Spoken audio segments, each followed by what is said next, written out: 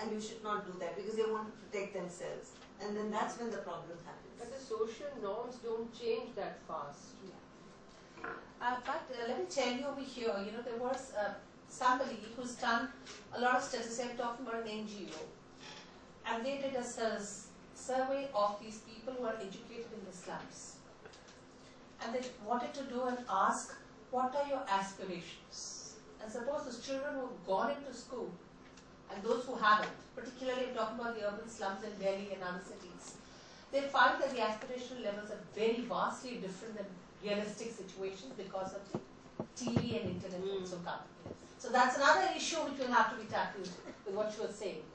There was a question there at the end. Yeah, thank you so much. Thank you, Dr. Meera Mitra, for a wonderful storybook. I haven't read it, but I definitely will buy it. From what I gathered was that it is all the stories are presented in the context of also national statistics, which make it very interesting. I wanted to add a perspective to your storytelling, and first of all the question, who is your audience? Because it is not the illiterate for whom the book is written. None of them will get to read or know about these stories, and it would be invaluable if they had access to it. And also to tell you a little incident which will probably give you the value of this perspective that I'm talking about. Since I worked in the slums at grassroots for about 19 years, I used to go, the Delhi Heart is on a Ganda Nala, and the other side of the road was also a very Ganda Nala. All the ship would pass through. And on the slope of that Nala would live the Bhangis, and on top would live the Jamaat, and they would constantly be fighting. And since I was doing this education program, in the morning I would go along the Jamaat Basti and go down into the Ganda Nala and walk along the Bhangi Basti. And just to make my presence known before Can we have the question, please? 1 second. To get the perspective, don't cut me, okay? Ma'am, we are running short of time. I really appreciate it. 1 minute. 1 minute.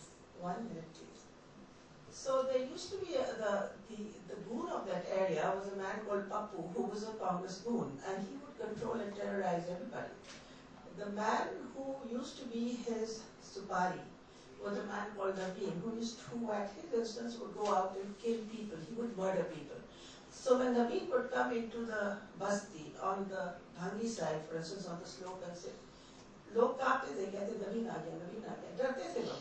किसी के भी घर में जाता था, चाय मांगता था, वो दे देते थे, खाना मांगता था, वो दे देते थे.